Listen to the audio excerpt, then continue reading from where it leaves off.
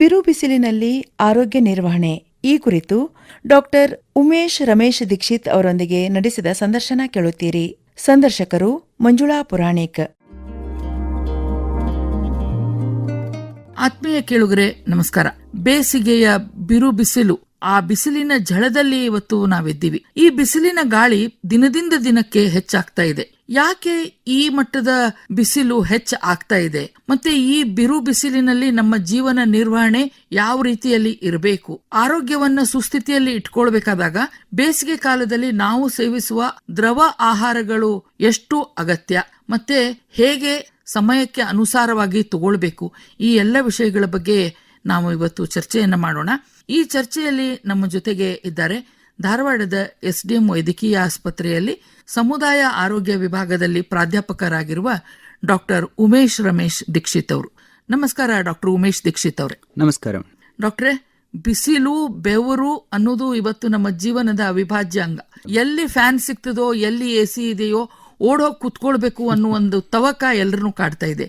ಯಾಕೆ ಈ ಪರಿ ಬಿಸಿಲು ಏರ್ತಾ ಇದೆ? ಬೇಸಿಕಲಿ ಅಂದರೆ ಏನು ಮಾಡ್ತಾ ಇದ್ದೇವ್ರಿ, ನಾವೊಂದು ಸಿವಿಲೈಸೇಷನ್ ಅಂತ ಅಂದ್ಕೊಂಡು ನನಗೊಂದು 4 ಪ್ಲಾಟ್ ಇರಲಿ, 4 ಮನೆ ಇರಲಿ, 10 ಮನೆ ಇರಲಿ ಅಂದ್ಕೊಂಡು ಇದ್ದದ್ದೆಲ್ಲ ಮರ ಗಿಡ ಎಲ್ಲ ಕತ್ತರಿಸಿ ಊರು ಮಾಡ್ಕೋತಾ ಇದ್ದೀವಿ. ಪ್ಲಾಟ್ಸ್ ಇದು ಅಂತಂದ್ಮೇಲೆ ಮರ ಹಾಳಾಗು. ಹಂಗೆ ಮರ ಹೋದಂಗೆ ಬಿಸಿಲಿನ ಶಾಖ, ಸೂರ್ಯ ಏನೂ ಚೇಂಜ್ ಆಗಲಿಲ್ಲ. ಚೇಂಜ್ ಮಾಡಿದ ಪೃಥ್ವಿ ಮೇಲೆ ನಾವೇ ಮನುಷ್ಯರೇ. ಹಾಗಾಗಿ ಗಿಡ ಮರ ಎಲ್ಲ ನಾಶ ಆದರೆ ಆಟೋಮೆಟಿಕ್ಲಿ ಝಳ ಇದ್ದದ್ದು ಜಾಸ್ತಿ ಅನಿಸ್ತದೆ ನಮಗೆ. ಹೊರಗಡೆ ಓಡಾಡೋದು ಬಹಳಷ್ಟು ಕಷ್ಟ. ಈಗ ಅಂದ್ರೆ ಸೂರ್ಯನ ನೇರಳೆ ಕಿರಣಗಳು ಮನುಷ್ಯನ ಮೇಲೆ ಬಿದ್ದಾಗ ನಮಗೆ ಬಹಳಷ್ಟು ದಗೆ ಅನ್ನಿಸ್ತದ, ಆಯಾಸ ಅನ್ನಿಸ್ತದ. ಆದ್ರೆ ಏನಾಗ್ತದೆ, ಈಗ ಜಾಬ್ ಕೆಲಸ ಅಂತ ಅನ್ಕೊಂಡು ಅಡ್ಡಾಡ್ಲೇಬೇಕಾಗ್ತದೆ. ನೀವು ಯಾವಾಗ ಅಡ್ಡಾಡೋದಾದ್ರೆ ಆದಷ್ಟು ಮಧ್ಯಾಹ್ನ ಹೊತ್ತು ಅಡ್ಡಾಡ್ಬೇಡ್ರಿ, ಬೆಳಗ್ಗೆ ಹೊತ್ತು ಅಥವಾ ಸಂಜೆ ಹೊತ್ತು ಅಡ್ಡಾಡ್ರಿ. ಈ ಕೆಲಸದ ಮೇಲೆ ಹೋಗಲೇಬೇಕು ಅಂತಿದ್ರೆ ಹೊರಗಡೆ ಹೋಗೋ ಮುಂದೆ ತಲೆಗೆ ಟೊಪ್ಗೆನೋ ಇಲ್ಲ ಛತ್ರಿನೋ ಹಿಡ್ಕೊಂಡು ಹೋಗ್ಬೋದು. ಛತ್ರಿ ಟೊಪ್ಗೆ ಹಾಕೊಂಡು ಹೋದ್ರೆ ಏನಾಗ್ತದೆ, ದೇಹದ ಶಾಖ ಅಂದರೆ ಧಗೆ ಹತ್ತಂಗಿಲ್ಲ. ಸೊ ಬಾಡಿ ಟೆಂಪ್ರೇಚರ್ ಮೇಂಟೈನ್ ಆದರೆ ಆಯಾಸನೂ ಆಗಂಗಿಲ್ಲ. ಅದ್ರ ಜೊತೆಗೆ ಸನ್ಸ್ಕ್ರೀನ್ ಕ್ರೀಮು ಸಿಗ್ತವೆ, ಅವನ್ನ ಬೇಕಾದರೂ ಹಚ್ಕೋಬೋದು. ಸನ್ಸ್ಕ್ರೀನಿಗೆ ಒಂದು SPF ಅಂತ ಹೇಳಿ ಒಂದು ನಂಬರ್ ಇರ್ತವೆ ಎಲ್ಲ ಸನ್ಸ್ಕ್ರೀನ್ ಮೇಲೂ. ಅದು ಮಿನಿಮಮ್ 30 ಇತ್ತಂದರೆ ಅತಿ ನೇರಳೆ ಕಿರಣದಿಂದ ಉಂಟಾಗೋ ದುಷ್ಪರಿಣಾಮ ಅಂದರೆ ಕ್ಯಾನ್ಸರ್, ಸ್ಕಿನ್ ಕ್ಯಾನ್ಸರ್ ಅಂಥವೆಲ್ಲ ಏನಂತೀವಿ, ಅವು ಆಗೋ ಚಾನ್ಸಸ್ಸು ಕಡಿಮೆ. ಬಟ್ ಅಂದರೆ ಯಾವಾಗ ಪಾಸಿಬಲ್ ಅದನ್ನು ಅವಾಗೆಲ್ಲ ಮಧ್ಯಾಹ್ನ ಬಿಸಿಲೊಳಗೆ ಅಡ್ಡಾಡೋದನ್ನು ಕಡಿಮೆ ಮಾಡಬೇಕು. ಮುಂಜಾನೆ ಹೊತ್ತು ಅಥವಾ ಸಂಜೆ ಹೊತ್ತು, ಬಟ್ ಒಂದೊಂದ್ಸಲ ಆಗ್ಲಿಕ್ಕಿಲ್ಲ, ಜಾಬ್ ಒಳಗೆ ಹಂಗೆ ಪರ್ಮಿಸಿಬಲ್ ಇದ್ರೆ ಬೆಳಗ್ಗೆ ಅಥವಾ ಸಂಜೆ ಅಡ್ಡಾಡೋದು ಬೆಟರು. ಇಲ್ಲ ಅಡ್ಡಾಡೋದು ಅನಿವಾರ್ಯ ಇದ್ರೆ ನೀವು ಹೇಳಿದಾಗೆ ಟೊಪ್ಪಿಗೆ ಕೊಡೆಗಳನ್ನ ಬಳಸ್ಕೊಂಡು ಹೋಗ್ಬೇಕು. ಬಹಳ ಗಾಢ ಬಣ್ಣದ್ದು ಅಥವಾ ಕಪ್ಪು ಬಣ್ಣದ ಬಟ್ಟೆ ಧರಿಸಿದ್ರೆ ಏನಾಗ್ತದೆ, ಸೂರ್ಯನ ಶಾಖ ಜಕ್ಕೋತಾವು, ಜಕ್ಕೊಂಡು ದೇಹದ ಉಷ್ಣಾಂಶನ ಹೆಚ್ಚಿಗೆ ಮಾಡ್ತವೆ. ಅದನ್ನ ಕಡಿಮೆ ಮಾಡಬೇಕು ಅಂದ್ರೆ ತಿಳು ಬಣ್ಣದ್ದು ಅಥವಾ ಬಿಳಿ ಬಣ್ಣದ್ದಾದ್ರೆ ಬಹಳ ಚಲೋ, ಬಹಳ ಉತ್ತಮ. ಬಿಳಿ ಬಣ್ಣದ್ದಿಲ್ಲ ಅಂದ್ರೆ ತಿಳು ಬಣ್ಣದ ಬಟ್ಟೆ ಧರಿಸಿದ್ರೆ ಉತ್ತಮ. ಯಾಕಂದ್ರೆ ಅವು ಶಾಖ ಪ್ರತಿಫಲನೆ ಮಾಡ್ತಾವೆ, ಅಂದ್ರೆ ರಿಫ್ಲೆಕ್ಟ್ ಮಾಡ್ತವೆ. ಹಾಗಾಗಿ ದೇಹದ ಶಾಖ ಜಾಸ್ತಿ ಆಗುದಿಲ್ಲ, ದೇಹದ ಉಷ್ಣಾಂಶ ಜಾಸ್ತಿ ಆಗುದಿಲ್ಲ. ಅದರ ಜೊತೆಗೆ ಬಟ್ಟೆ ಧರಿಸಿದ್ದು ಒಂದು ಸ್ವಲ್ಪ ಲೂಸ್ ಇರಬೇಕು. ಭಾಳ ಟೈಟ್ ಬಟ್ಟೆ ಧರಿಸಿದ್ರೆ ಏನಾಗ್ತದೆ, ಗಾಳಿ ಆಡಂಗಿಲ್ಲ. ಗಾಳಿ ಆಡಲಿಲ್ಲ ಅಂತಂದ್ರೆ ಆಟೋಮೆಟಿಕ್ಲಿ ದೇಹದ ಉಷ್ಣಾಂಶ ಜಾಸ್ತಿ ಆಗ್ತದೆ. ಹಂಗಾತಂದ್ರೆ ಹೀಟ್ ಸ್ಟ್ರೋಕ್, ಸನ್ ಸ್ಟ್ರೋಕ್ ಅವೆಲ್ಲ ಸ್ಟಾರ್ಟ್ ಆಗ್ತವೆ. ಸೊ ಅದಾತಂದ್ರೆ ಮನುಷ್ಯ ಸಾಯಬಹುದು, ಆ ಲೆವೆಲಿಗೆ ಹೋಗ್ತದೆ ಅದು. ಸೊ ಹಂಗಾಗಿ ತಿಳು ಬಟ್ಟೆ, ತಿಳಿ ಬಣ್ಣದ ಬಟ್ಟೆ ಮತ್ತೆ ಸಡಿಲವಾಗಿರ್ಬೇಕು ಅಂತ ಬಟ್ಟೆ. ಆದಷ್ಟು ಹತ್ತಿ ಬಟ್ಟೆಗಳಾದ್ರೆ ಉತ್ತಮ. ಹತ್ತಿ ಬಟ್ಟೆ ಆದ್ರೆ ಬಹಳ ಉತ್ತಮ. ಈ ತರದಲ್ಲಿ ಧರಿಸ್ಕೋಬೇಕು ಅಂತ ಹೇಳ್ತೀರಿ. ಈಗ ಡಾಕ್ಟ್ರೆ, ಇದ್ರ ಜೊತೆಗೆ ಮಧ್ಯವಯಸ್ಕರಲ್ಲಿ ಒಂದು ಶಕ್ತಿ ಇರ್ತದೆ ಇನ್ನು, ಅಂದ್ರೆ ತಡ್ಕೊಳ್ಬಹುದು ಅನ್ನೋ ನಿಟ್ಟಿನಲ್ಲಿ. ಮಕ್ಕಳಂತೂ ಬಿಡಿ, ಮಕ್ಕಳು ಜಿಗದಾಡ್ಕೋತಿರ್ತಾರೆ, ಅವಕ್ಕೆ ಬಿಸಿಲು ತಾಗೋದನೇ ಇಲ್ವೇನೋ ಅಂತ ಅನಿಸ್ತದೆ.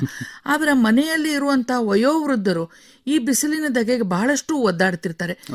ಈ ವೃದ್ಧರ ಒಂದು ಜೀವನ ಶೈಲಿ ಹೇಗಿರ್ಬೇಕು ಅಂತ ಹೇಳ್ತೀರಿ? ಅವರು ಆದಷ್ಟು ಆಕ್ಟಿವ್ ಇರ್ಬೇಕ್ರಿ. ಅಂದ್ರೆ ಏನಾಗ್ತದೆ, ವ್ಯಾಯಾಮ, ಆಸನ, ಯೋಗಾಸನ ಏನೋ ಮಾಡ್ಕೊಂಡಿದ್ರೆ ಏನಾಗ್ತದೆ, ದೇಹದ ನಿರೋಧಕ ಶಕ್ತಿ ಜಾಸ್ತಿ ಆಗ್ತದೆ. ರೋಗ ನಿರೋಧಕ ಶಕ್ತಿ ಜಾಸ್ತಿ ಆದರೆ ಬಿಸಿಲಿನ ಧಗೆಗೆ ಬರ್ಬೋದಂಥ ರೋಗಗಳು ಕಡಿಮೆ ಆಗ್ತಾವೆ.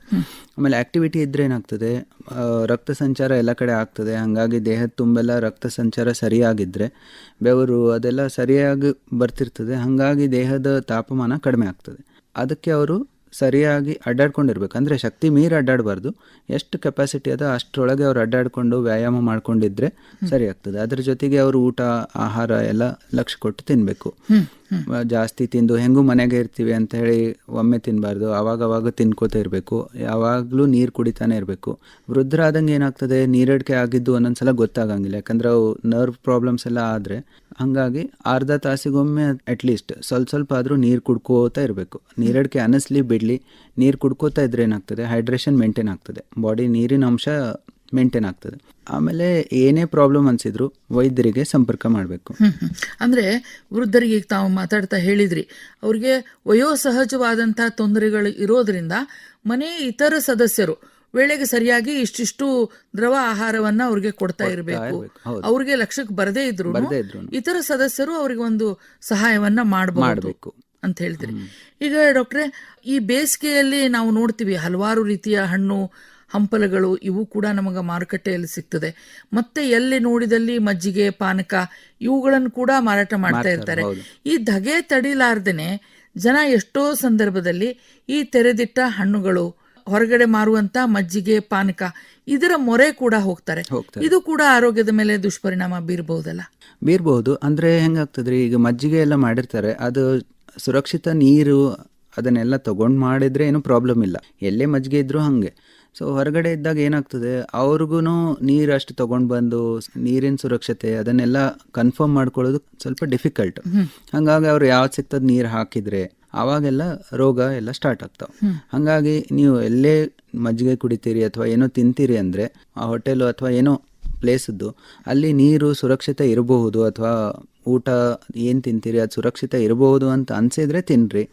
ಡೌಟ್ ಇತ್ತಂದ್ರೆ ತಿನ್ಬೇಡ್ರಿ. ನಿಮ್ಗೆ ಹಂಗೆ ಹೊರಗೆ ಹೋದಾಗ ತಿನ್ಲೇಬೇಕನ್ನಿಸ್ತದೆ, ಏನೋ ಬೇಕನ್ನಿಸ್ತಿದ್ರೆ ನಿಮ್ಮ ಮನೆಯಲ್ಲೇ ಮಾಡಿಕೊಂಡು ಒಂದು ಬಾಟಲಿ ಒಳಗೆ ನೀರು ಮಜ್ಜಿಗೆನೋ ತೊಗೊಂಡು ಹೋಗೋದು ಬಹಳ ಉತ್ತಮ. ಅಂದರೆ ಏನಾಗ್ತದೆ, ನಿಮಗೆ ನೀರು ಸುರಕ್ಷಿತ ಇದ್ದದ್ದು ಕನ್ಫರ್ಮ್ ಇರ್ತದೆ. ಹಾಗಾಗಿ ಅದನ್ನು ಕುಡಿದ್ರೆ ಏನೂ ಪ್ರಾಬ್ಲಮ್ ಇಲ್ಲ. ಮತ್ತೊಂದು ಏನು ಅಂತಂದರೆ, ಅವರು ತಂಪು ಇರಲಿ ಅಂತ ಹೇಳಿ ಐಸ್ ಕ್ರೀಮು ಅಥವಾ ಕೋಲ್ಡ್ ಡ್ರಿಂಕ್ಸು ಕುಡಿತಾರೆ ಅವರು. ಅದು ಬಿಸಿಲೊಳಗೆ ಅಡ್ಡಾಡಿ ಡೈರೆಕ್ಟ್ ಘಟ ಕುಡಿದ್ರೆ ಅದಕ್ಕೂ ತೊಂದರೆ ಆಗ್ತದೆ.